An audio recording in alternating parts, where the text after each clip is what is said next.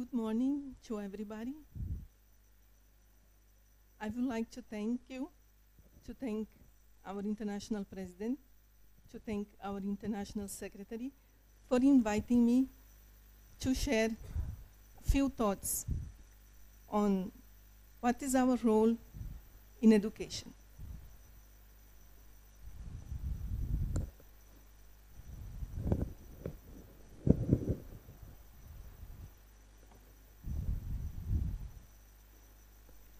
I think we are all aware of the problems that we, as humanity, are facing in modern world.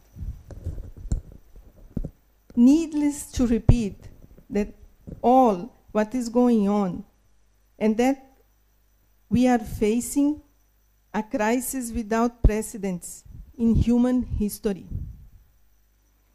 If one sees daily news, one cannot help to be worried and deeply sad with the horrific events that are taking place all over the planet.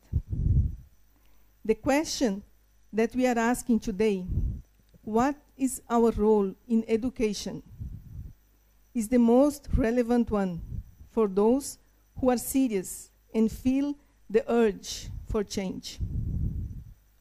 This is because it is out of our schools that those who are going to rule the world are coming.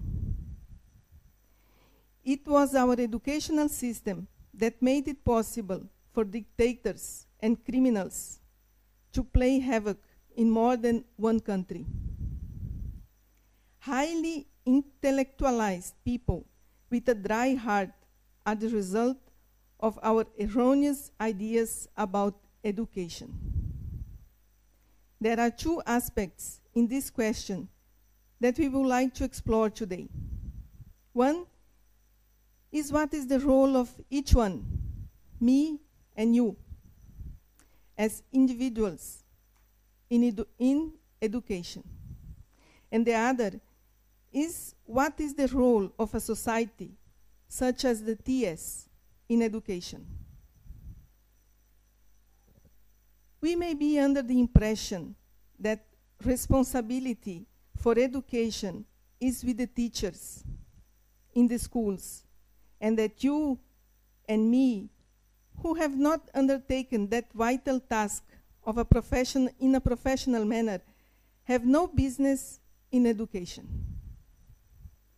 Therefore, we can just live our lives without giving much thought to the subject. And this seems to be another mistake.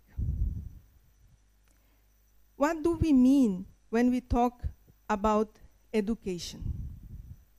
It has been one of our errors to believe that education is to instruct, to train the child in mathematics, history, geography, and so on. For too long, we have believed that academic training is education. But if we look closely into the world that this so-called education has created, we will soon realize that we are paying a high price for this deadly mistake. For generations, we have been developing the capacity of the mind, the mechanical, blind intellect. In modern society, we have worshipped the intellect as the new God. The explosion of technology made us proud, and we have forgotten that technology is but the outcome of the mechanical, the machinery, trained mind. We are not trying to crucify technology. We are just pointing out the fact that we have developed only the material aspect of human life and neglected the most important, which is the heart, the spirit. We have become clever and insensitive. And this is the result of a belief that all we need we can find within the mind. But as Blavatsky said, I quote, "Ignorance is like unto a closed and airless vessel, the soul, a bird shut up within, of exhaustion dies." But even ignorance is better than head learning, with no soul wisdom to illuminate and guide it. And today we can see how tragic head learning can be. Our so boasted achievements in technology are creating hell on earth. The poor cows are milked night and day without mercy. Chickens are made to eat without rest. It is needless to keep describing the hellish scenario created by a supermind with no intelligence behind it to guide it into a humane, spiritual way of life. We are made to believe that all is fine, that technology is the best thing that ever happened to humanity. But reality is quite different. And if we look with care, we will see that the price that we are paying for a hot bath is far too high. We have been made insensitive by school training, molding, and directing our minds. We cannot see the suffering that is going on in the world because we are experts in seeing only the good side of things. Don't be pessimist. Look at the good side of it, is the mantra of modern society. The fact is that it's too late to be pessimist or optimist. We need to be realistic and look at life as it is. We need to take the responsibility of what is going on in the world that we have created and see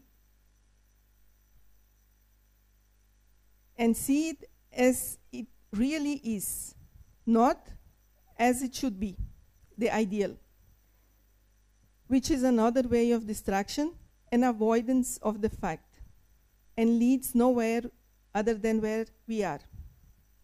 There is no good and there is no bad. There is only the fact. Good and bad is also the creation of the mind, which by nature is blind and therefore cannot see the fact, and as a result of it, it divides and classifies. What is each one's responsibility in education? First of all, we need to learn to look, to listen. Basically, we need to learn. Because even this simple and basic act is buried under the huge amount of training that we have received through life, and we do not know what it means to be constantly learning. To learn about life, we need to be free from psychological accumulated knowledge and store only that which is essential in day-to-day life. To learn, we need to be in a state of not knowing, which is very difficult for most of us because we have been trained to know, to hold conclusions. So the first step in education is to educate ourselves. And of course, in this process of learning about ourselves, we are helping the whole humanity. The process of education has more to do with learning than with teaching. And this is nothing new. It has been said long ago that the real teacher is the one who helps the pupil to bring out that which is already inside himself. The great majority gathered here today had read at least once that all we need to know lies within us. Therefore, we know that the movement that takes place in education, it is not from outside to the inner. It is always an awakening of that which is already lies dormant inside. The effort is not to load, but to remove obstacles that are blocking the flow of the light from within. And those obstacles are created by the mind.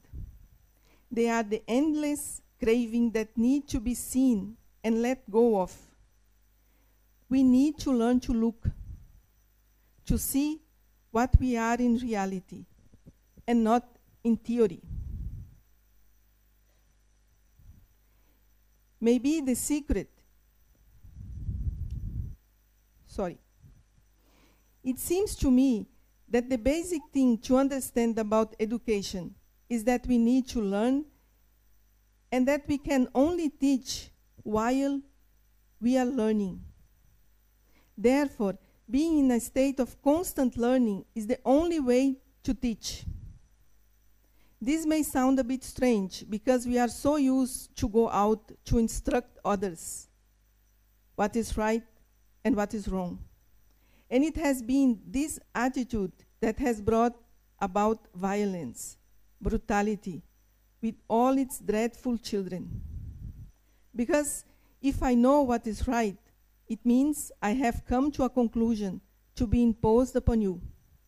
And if you refuse to live according to my conclusion, I judge you. And because I have certain authority, certain powers, you are afraid. And out of that fear, you bend. But what we don't see is that fear carries in it the seed of violence. And it will grow in many directions, spread like weed, and create the world so familiar to each one of us. Now, what is the role of a society such as the TS in education? This question is important because most of us, members of this society, are interested in giving something to the world, which also means education. We would like to teach something to the world. Blavatsky said that the society came into being to let the world know that such a thing as theosophy exists. So how are we going to let the world know about it? How are we going to teach the world about love and compassion? How are we going to teach about wisdom? I think that there is no way to teach other than by example. We need to be a living example that human beings can live together with respect and care for each other. That it is possible to create a balance between mind and heart. And this is not only within the TS, but wherever we are, in our daily life, with our children, servants, wife, and so on. How are we to do that? Since we know, and it has been pointed out, that human weakness are the same outside as well as inside the TS. So what is it that makes it possible for us, those inside the TS, to teach those who are outside? Is it because we have read certain books? But then, all religion also have books which they consider to be sacred. Therefore, it doesn't seem to be about books. Maybe the secret is that we are willing to learn. Because this is all we can do. To learn to let go of the things of the mind. To learn to empty the mind, and as it empties itself, it gives way to the flow that comes from the heart. And as we learn, we teach. It is not a movement. It is one movement that occurs at the same time. There is no such a thing as the one that knows and now will teach. There are only those who are willing to learn, and the constant learning is the teaching. If we as a society wish to enter the arena of teaching children, how would that be? If those who are open to the movement of life and learn with everything at every moment, if people in this state of mind decide to help children to see the importance of being open and never close the door and say, I know. To help the child to allow that which is already sown within herself to flourish and spread its perfume into the world. How shall we start?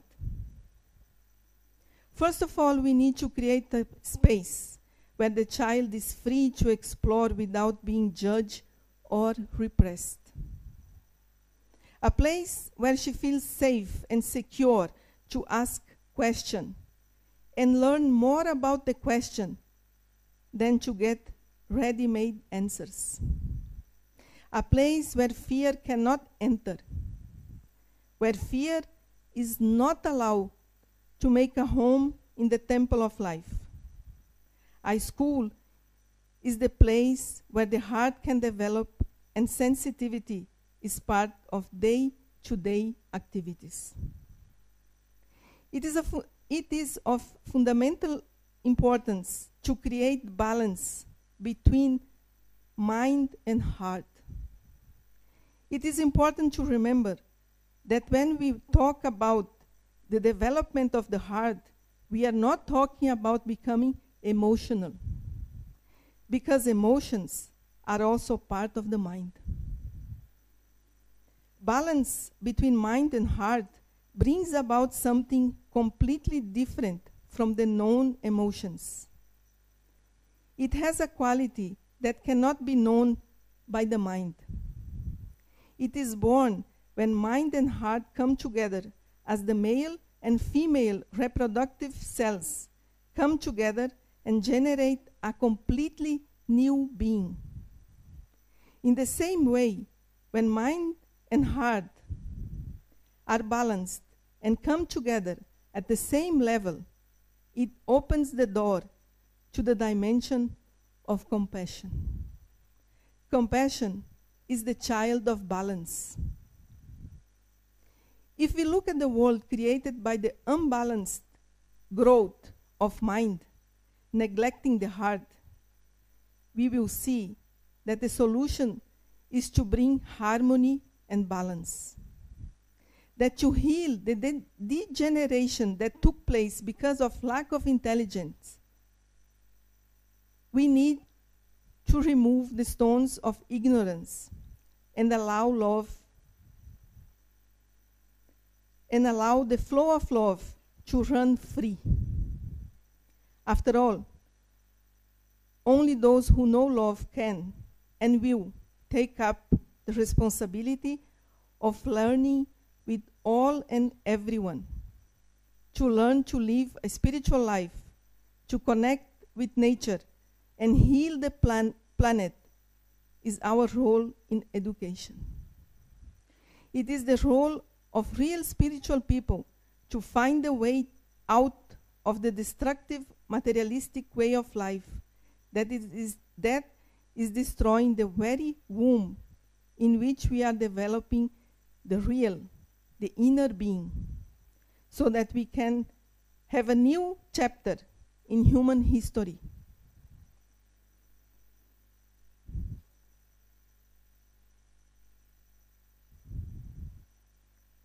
An era of peace and spiritual development.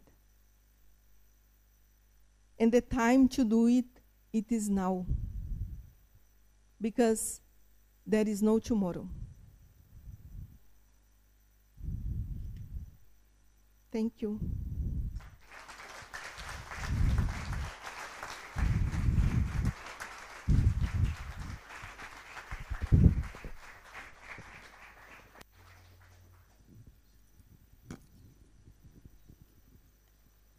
Thank you, Sister Clemice, for reminding us that we are not only listeners, learners, but also educators. So we have got a greater responsibility of educating the ignorant about the unity of life. Thank you, Sister Clemice.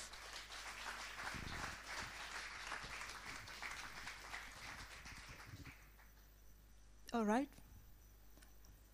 Now this session is over.